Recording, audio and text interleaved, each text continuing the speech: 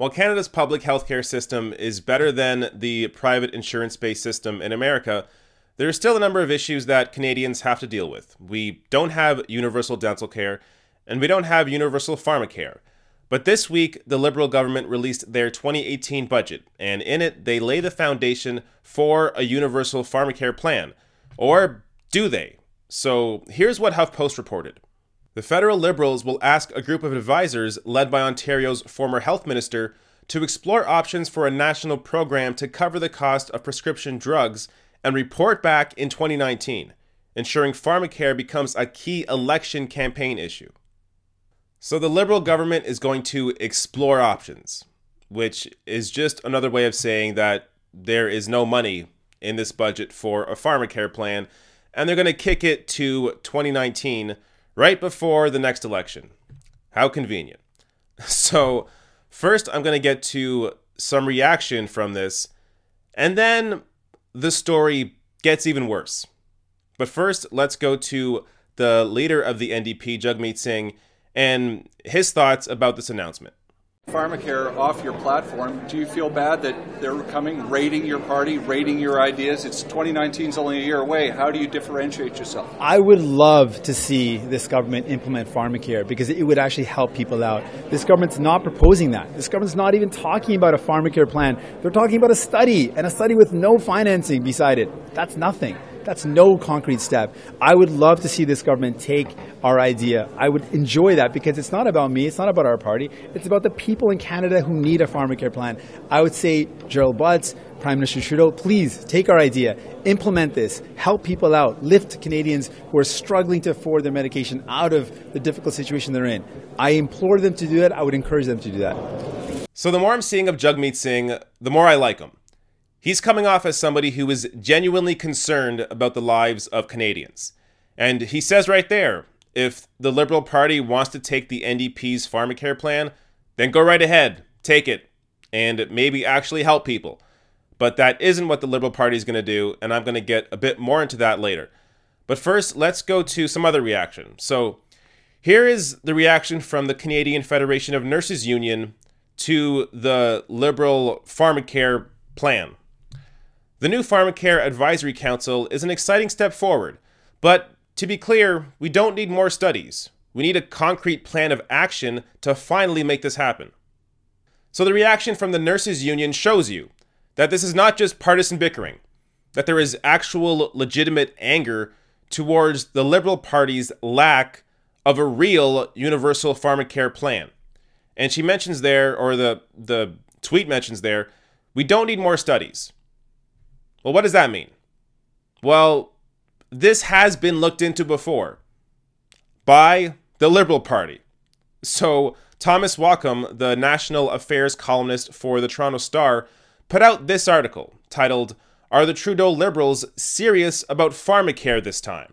And in it, he says this: providing Canadians with pharmacare, a single, universal, publicly funded prescription drug program, should be a no-brainer. Study after study shows it would be cheaper, fairer, and more effective than the grab bag of private and public insurance schemes that characterize the current Canadian system, and yet no federal government has been willing to tackle the project.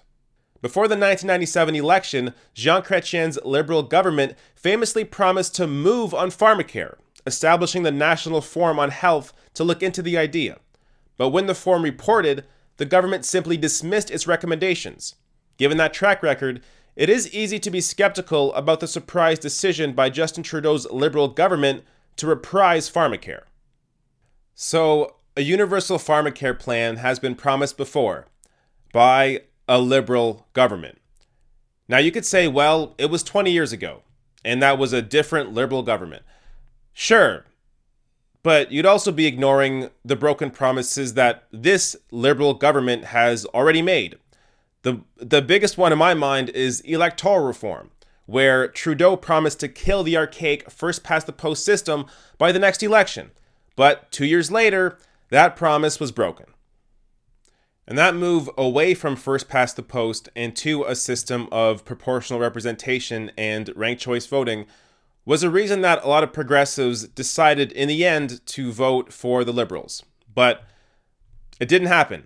So with broken promises like that, You can see why it will be hard for a lot of people to trust Trudeau on this promise of a universal pharmacare system. But now, this is where things get even worse. So, just a day after announcing this pharmacare plan, Finance Minister Bill Morneau said that pharmacare won't be free for all Canadians. So, how exactly is this universal pharmacare if all Canadians aren't covered? Well, it's not. At least right now, it seems like it won't be. So, it actually gets even crazier. So, this is a quote from a joint letter to Prime Minister Justin Trudeau on Finance Minister Bill Morneau's comments. And the letter is from the Canadian Labour Congress, the Canadian Doctors for Medicare, and the Canadian Federation of Nurses Unions. And here's what they said in the letter. Minister Morneau's comments are incorrect. Canadians have witnessed decades of research, consultations, royal commissions, and parliamentary studies which have overwhelmingly recommended a national pharmacare plan, not piecemeal coverage. Minister Morneau's comments contradict the overwhelming evidence and threaten to undermine the work of the ACINP, which is the new Advisory Council on Pharmacare, before it even begins. We request that he retract these statements and recuse himself from involvement with the ACINP. This is a vital step to eliminate any perceived conflict of interest. Wait, a conflict of interest? Yes, there's more.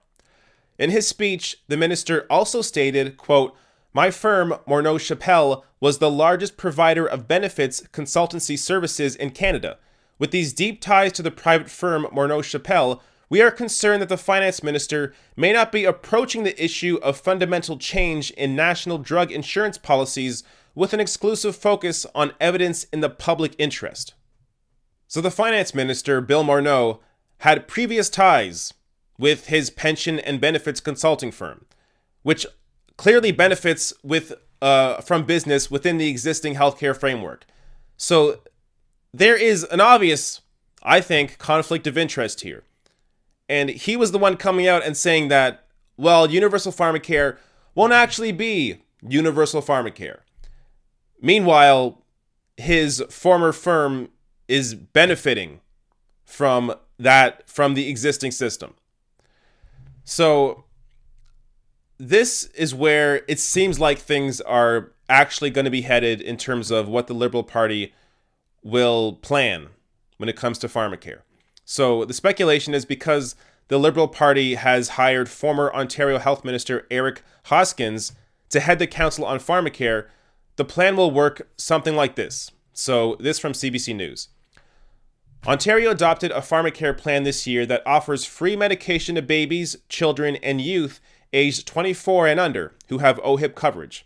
Called OHIP Plus, the program is expected to cost about $450 million a year and affect about 4 million people province-wide. It expands a program already providing coverage for Ontario seniors and those on Ontario Works, a provincial program that offers financial and employment help to residents of the province. So the plan that currently exists in Ontario, and the one that seems to be the potential blueprint for the pharmacare plan nationwide, is definitely not universal. And in fact, in Ontario, it's a program that some people are already having problems with. Now, the pragmatist in me wants to say, well, any pharmacare plan is better than no pharmacare plan. Sure, but why is there this constant incrementalism?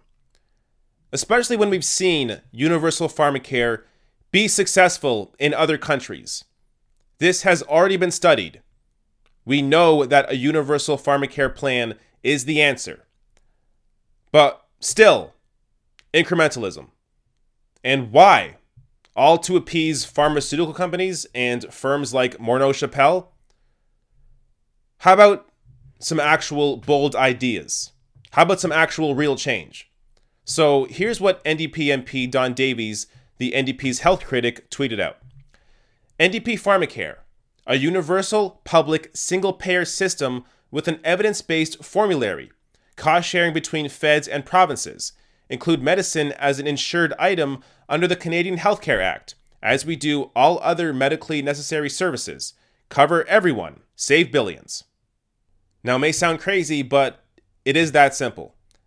And the only reason that we aren't getting a proper universal pharmacare plan is because of the Liberal Party and their business ties, which has led to this sort of neoliberal incrementalism.